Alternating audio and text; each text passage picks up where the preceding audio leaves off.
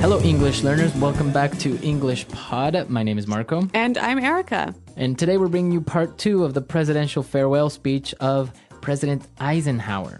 That's right. So we saw in a previous lesson the beginning of this speech. Now we're going to look towards the end of the speech. Now we must tell you as well that we did change the speech a little bit, right? We changed it a little bit to make it a little bit more comprehensible. And also, we did shorten it. The speech isn't this short. We did take out a lot of stuff. All right. So again, Marco, why are we looking at this speech? What are we learning from it? Well, in this last part of the presidential farewell speech, there are a lot of great words that are more difficult and very poetic, so you can use them in different formal circumstances or just to sound a little bit more well-spoken. Yeah. And we also, again, are going to look at some really quite difficult and challenging structures that we hope you can use maybe when you're giving a formal talk or even in your writing if you want to sound quite professional. Okay, very good. So why don't we listen to the dialogue for the first time? Let's listen how President Eisenhower says goodbye, and then we'll come back and look at the words.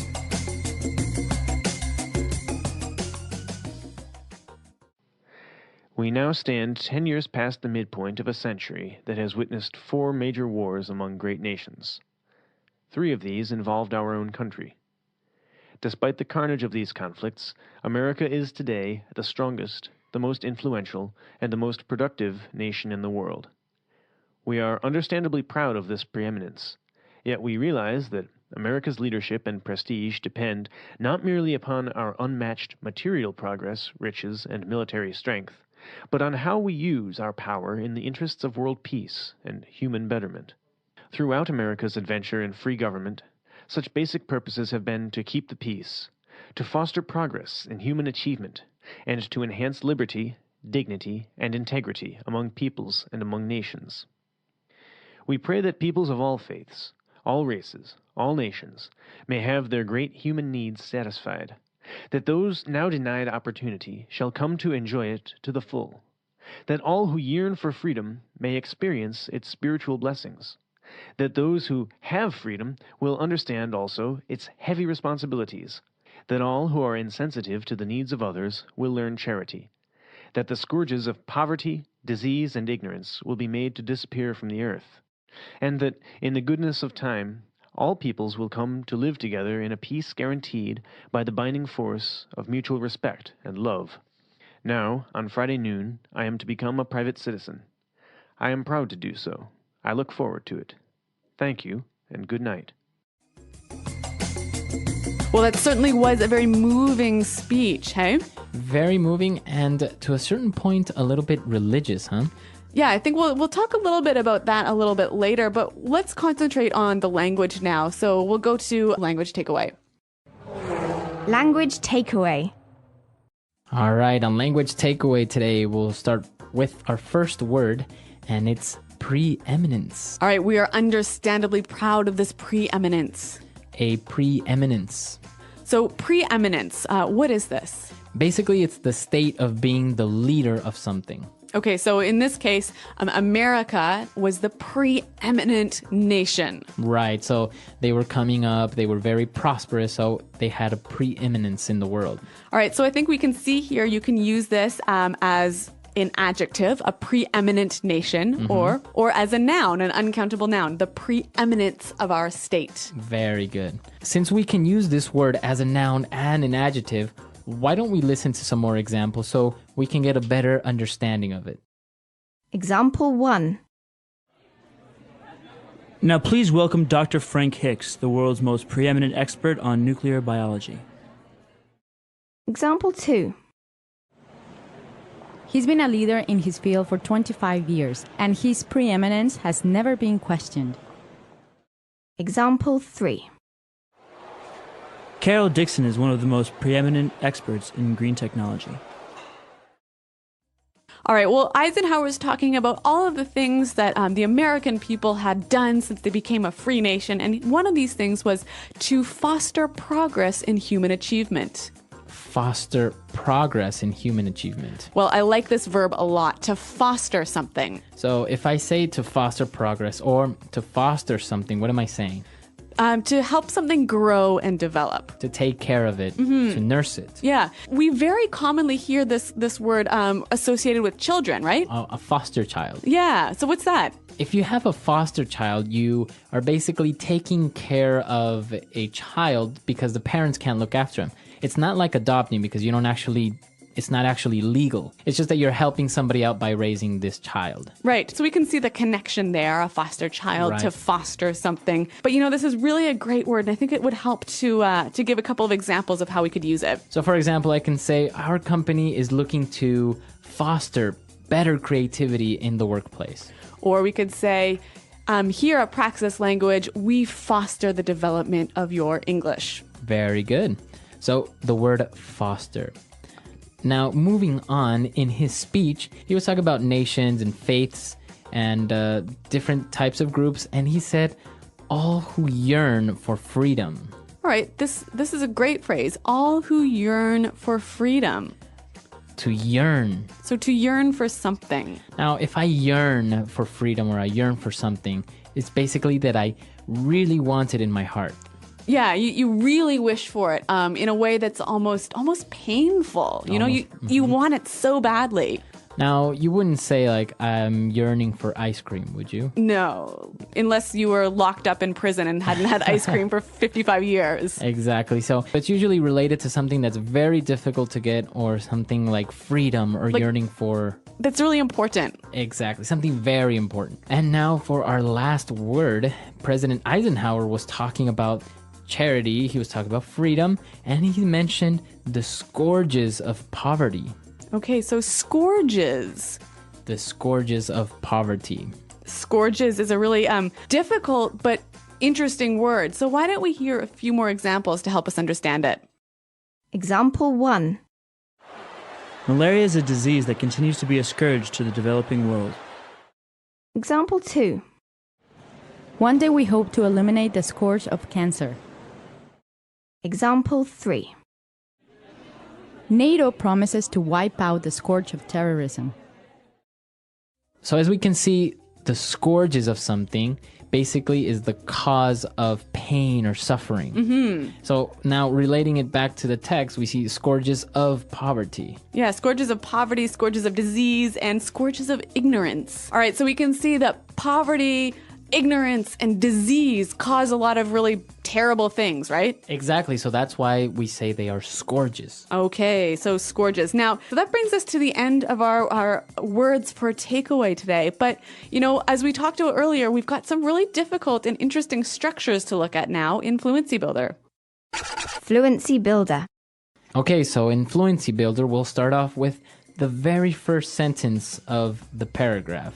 When he said, we now stand 10 years past the midpoint of a century. Okay, so I love this phrase. We now stand 10 years past the midpoint of the century. Now, it's interesting because he is making reference to the future in the present. Mm-hmm. And he's using a great phrase to do that. We now stand. Mm-hmm. Now, we can change it a little bit and use the first part, we now stand, in different circumstances. So why don't we listen to a couple of examples? Example 1.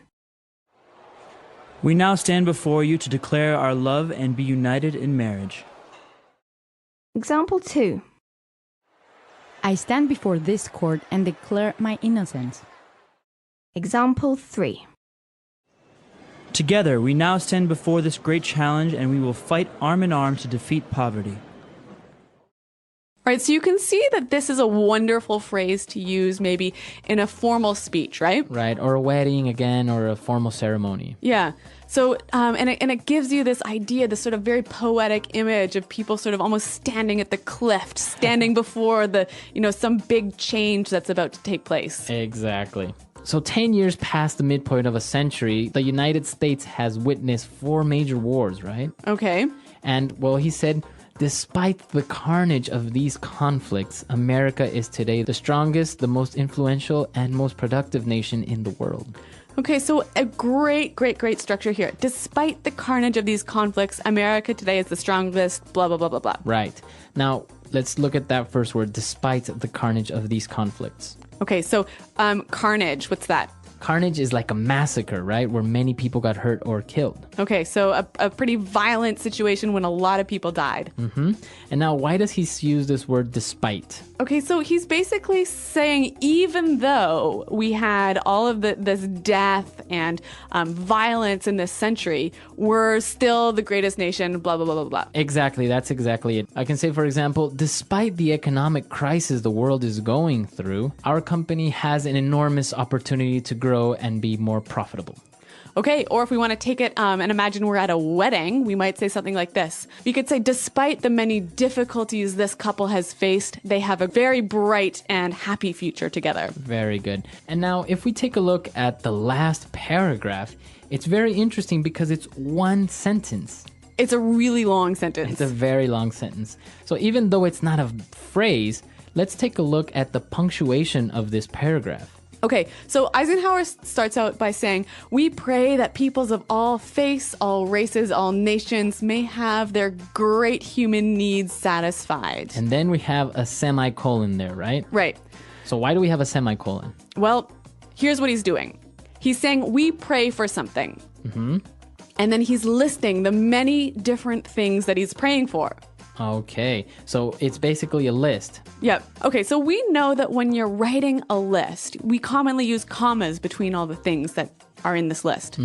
But here, because they are long and complex ideas, a comma is not enough. Right. You need a semicolon. Okay, so we can see here from the text that the semicolon is a great way to separate ideas, big ideas, complex ideas in a list. Exactly. So you can use it and not necessarily have to end your sentence or that each idea become one sentence. You can all just make it in one big sentence. Yep. You know, and actually I remember back to high school, Marco, my teacher told me, hey, if you throw in a few semicolons into your writing and do it properly, you'll really impress people.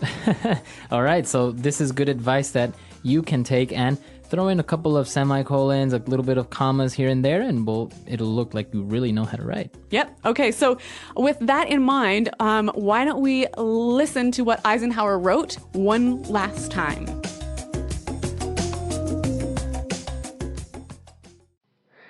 We now stand 10 years past the midpoint of a century that has witnessed 4 major wars among great nations. 3 of these involved our own country. Despite the carnage of these conflicts, America is today the strongest, the most influential, and the most productive nation in the world. We are understandably proud of this preeminence, yet we realize that America's leadership and prestige depend not merely upon our unmatched material progress, riches, and military strength, but on how we use our power in the interests of world peace and human betterment. Throughout America's adventure in free government, such basic purposes have been to keep the peace, to foster progress in human achievement, and to enhance liberty, dignity, and integrity among peoples and among nations. We pray that peoples of all faiths, all races, all nations, may have their great human needs satisfied, that those now denied opportunity shall come to enjoy it to the full, that all who yearn for freedom may experience its spiritual blessings, that those who have freedom will understand also its heavy responsibilities, that all who are insensitive to the needs of others will learn charity, that the scourges of poverty, disease, and ignorance will be made to disappear from the earth, and that, in the goodness of time, all peoples will come to live together in a peace guaranteed by the binding force of mutual respect and love. Now, on Friday noon, I am to become a private citizen. I am proud to do so. I look forward to it. Thank you, and good night.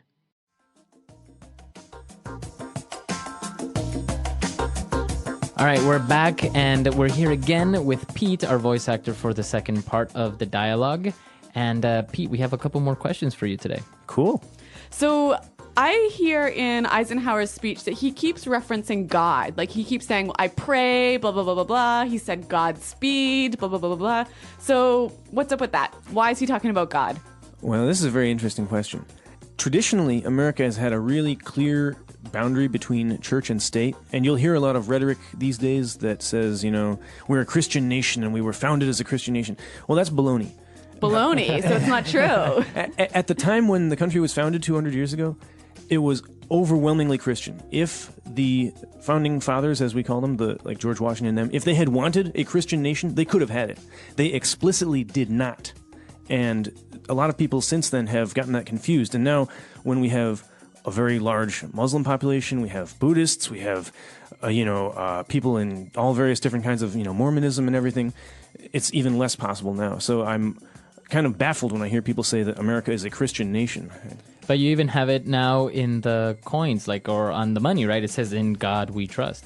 Right. That started in the early 20th century. I think that was Teddy Roosevelt era. He opposed that. Roosevelt was really opposed to that, but... And then what happened? They approved it. Yeah, and people said later, like Eisenhower talking about this stuff, in America we have something called the Pledge of Allegiance, which I don't think you guys probably have. Not in Canada. yeah. Obviously, you wouldn't do it to America, but to your own. It's kind of like a salute to the flag, right? Yeah, it's a little bit nationalist. I did it growing up. You put your hand over your heart and you face the flag and you say, "I pledge allegiance to the flag of the United States of America and to the republic for which it stands, one nation under God, indivisible, with liberty and justice for all." That part about one nation under God, that was added in the 50s as a kind of a way of showing that America is not, quote-unquote, a godless communist country. Wow. Yeah, because communism teaches, no religion, and so they make sure we're not communists, Okay, but we don't think that, right? Yeah, I mean, I'm all about tolerance, so I think that's kind of absurd. Okay, so what I think is really interesting, though, is that every political speech, every time a political leader has to say something publicly, he'll always quote God, right? Right, and they'll often end a speech with, "Thank you" and "God bless America" or something. Yeah. Exactly. Which, for me as a Canadian is really strange. Like, if a Canadian president said, "God bless Canada," no one would know what to do. Like, yeah. I don't know. Anyway. I had an ex-girlfriend who was British, and she, Tony Blair started with that a couple times. He said, "And God bless us all" or something, and she was just put off by it, and she was like, "The Brits will never take this," and they didn't. Yeah, no one was impressed. All right, well, an interesting feature of American history, politics, and society. So Thanks for that insight, Pete. Cool, my pleasure. Yeah, and if you guys have any comments or any suggestions about this lesson or any upcoming lessons, just let us know. Or American politics in general. Cool. I'll try to stop in on the forum and see if I can answer a question or two. That would be awesome. So visit us at englishpod.com, and Marco, myself, and Pete are around to answer your questions. All right, we'll see you guys there. Thanks for downloading, and goodbye. Bye.